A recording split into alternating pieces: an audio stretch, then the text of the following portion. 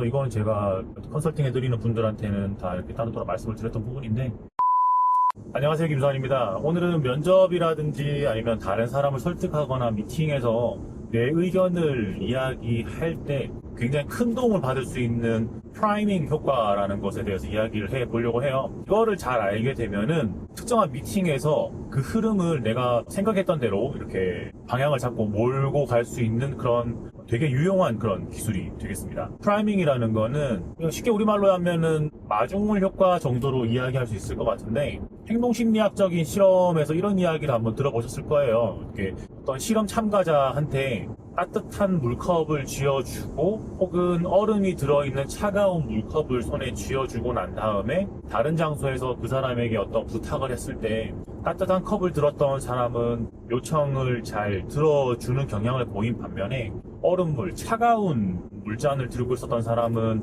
그 부탁을 들어주는 것에 굉장히 보수적인 그런 입장을 보이더라. 요게 이제 가장 대표적인 프라이밍 효과의 실험 같은 건데, 그런 거죠. 만약에 면접이라고 이야기를 해볼게요. 면접이라고 하면 요새 날씨가 굉장히 더우니까 면접하러 들어가서 회사에 가서 면접관들을 처음 만났을 때 인사를 할 수 있겠죠? 그 첫 인사에서 면접관이 이렇게 물어볼 수 있는 거죠.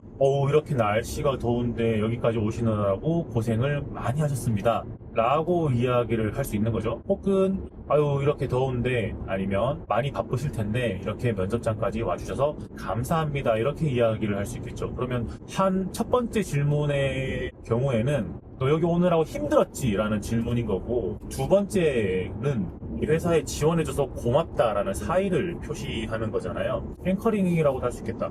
내가 그 면접관이 지원자, 상대방을 보는 그 관점을 너 여기 되게 힘들게 온 사람이라고 이렇게 앵커링 하는 거하고 프라이밍 하는 거하고, 우리 회사에 지원해줘서 되게 고마운 사람이라고 프라이밍 하는 거하고, 되게 단순화해보면 이 면접이 어떤 방향으로 흘러갈지 딱 답이 나오잖아요. 그러면 지원자 입장에서는 여기 온다고 되게 힘들었던 사람으로 면접을 시작하는 게 좋을지, 아니면 면접관이 나한테 되게 고마워하는 그런 지원자로서 면접을 시작하는 게 좋을지 답은 되게 명확하게 나와 있잖아요. 뻔하잖아요. 당연히 나 여기 오는데 되게 바빴지만 면접하는 데까지 와줬어, 고마워 라고 시작하는 게 좋을 겁니다.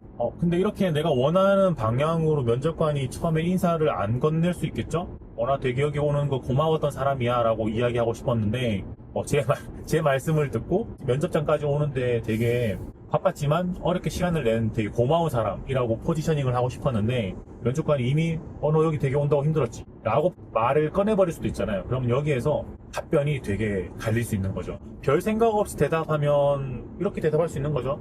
네, 요새 너무 덥네요, 이렇게 할 수도 있는 거죠. 그런데 이런 프라이밍에 따라서 이 대답과 이 답변으로 인해서 면접 1시간, 1시간 반 동안의 면접이 어떤 방향으로 갈지를 생각을 하고 들어온 지원자라고 하면 이렇게 얘기할 수 있는 거죠.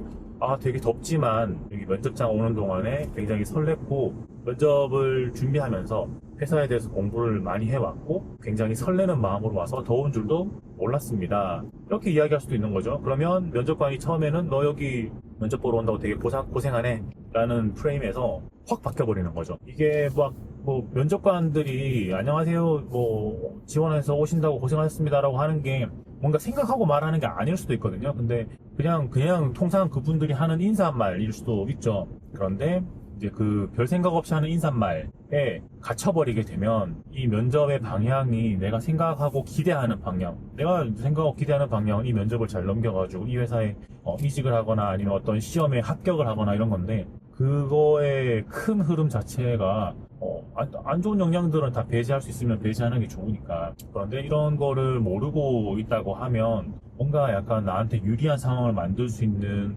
그런 기회 하나를 놓치게 되는 거다라는 생각이 들었습니다. 제가 이 이야기를 왜 하냐면은, 제가 1년에 면접을 그래도 한 10번, 20번 정도는 보는 것 같아요.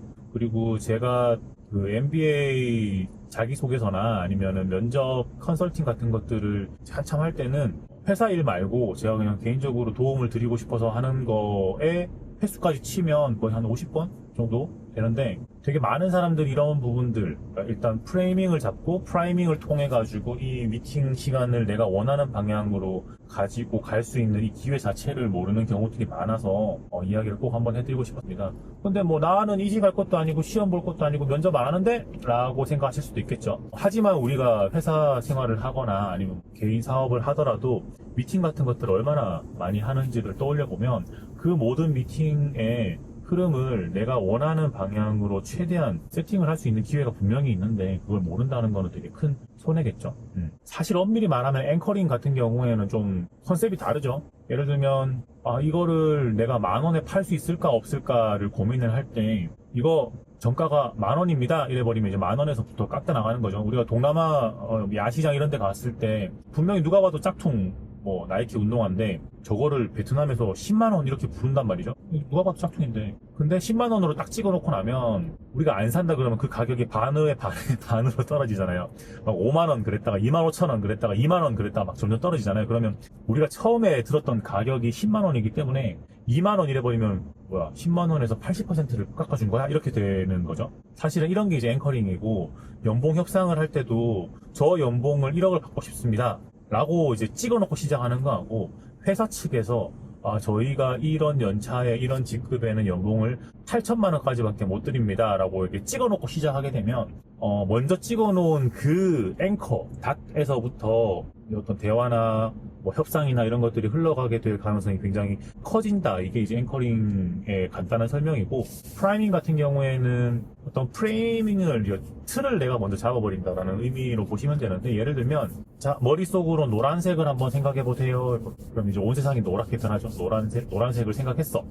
그랬는데 그 다음에 자, 과일 하나를 떠올려 보실까요? 라고 하면은 노란색을 떠올려 보세요 하고 과일을 떠올려 보세요 하고는 완전 이제 별개의 질문인데 앞에 이야기했던 그 노란색 때문에 대부분의 사람들은 바나나 이렇게 얘기를 한다. 이게 이제 프라이밍인 거고, 그러면 아까 다시 돌아가서 면접 오신다고 이 더운데 힘들게 오셨죠? 고생하셨죠? 라고 하는 거 하고 그 뒤에 이어질 면접에서의 자신의 전문성과 능력과 역량 이런 것들을 이야기하는 거 하고는 별개의 다른 질문인데, 앞쪽에서는 이제 고생해서 온 사람이 되는 거고 뒤쪽에서는 질문에 대한 역량에 대한 질문, 역량을 이제 노란 바나나처럼 받을 수밖에 없다. 그래서 이거는 제가 컨설팅 해드리는 분들한테는 다 이렇게 따로따로 말씀을 드렸던 부분인데, 최근에 이렇게 면접을 많이 보다 보니 이를 남겨보겠다 싶어서 말씀을 드렸습니다. 제 영상 보시는 분들이 아마 직장인들 이제 주니어 혹은 주니어에서 이제 미들급으로 넘어가는 분들이 좀 많으시고 취준생 분들도 좀 많으신 것 같아요. 근데 그분들이 간절하고 절실하게 어떤 구직 활동과 어떤 커리어 쌓아 가시는 걸로 제가 이해하고 있는데,